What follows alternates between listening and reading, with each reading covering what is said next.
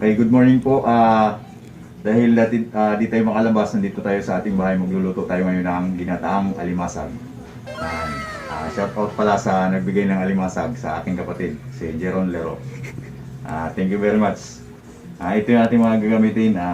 Una-una yung sibuyas bawang. Yan. Gata, kalabasa, at malunggay. At ito yung pinaka main ingredients natin, alimasag. Yan. Salamat po sa nagbigay. Yan. Umpisa na natin.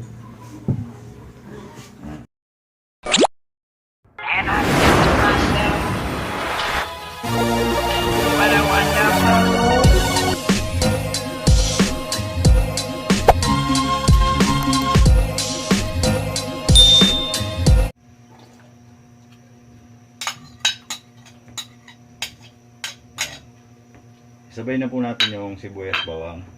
Halu-haluin lang natin hanggang sumulo.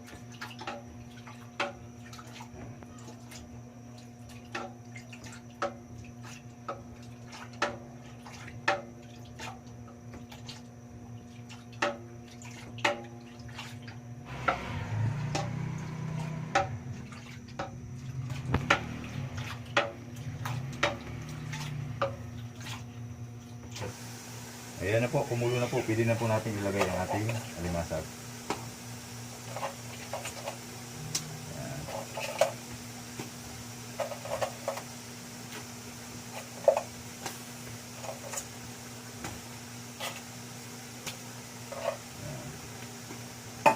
Sabay natin na ilagay na rin po natin yung ating kalabasa. Pakulan lang po natin hanggang maluto yung kalabasa.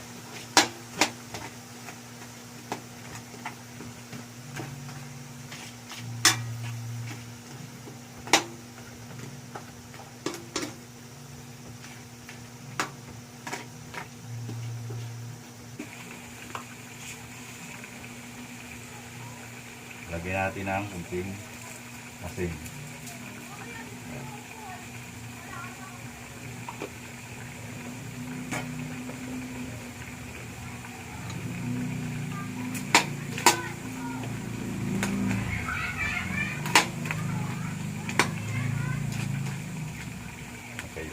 Antayin po natin hanggang maluto yung ating kalabasa.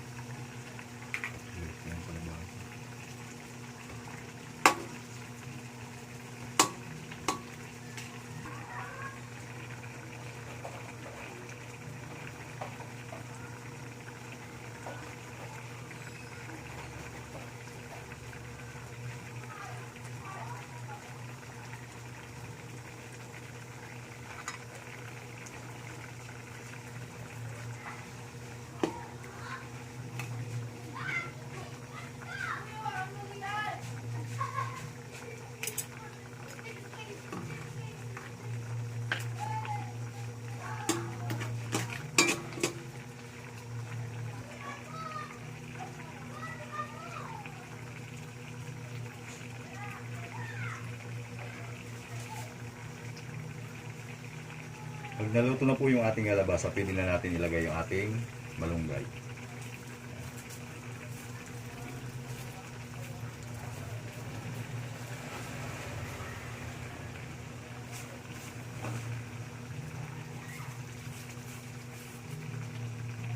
At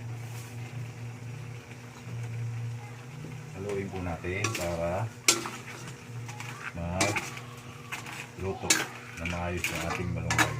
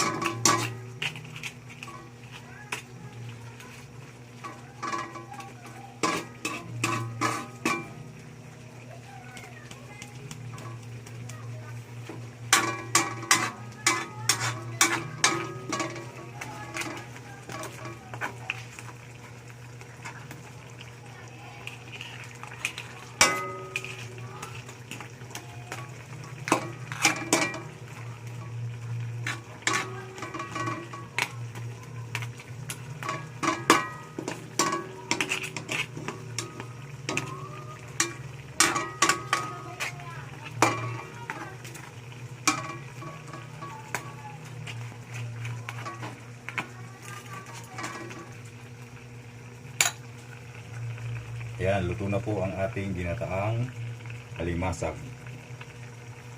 Yan, napaka-healthy po niyan. Tara, kain na tayo.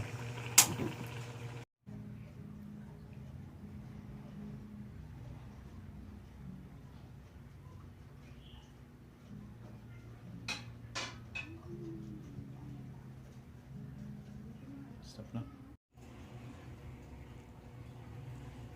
Dapat pag... Ito na.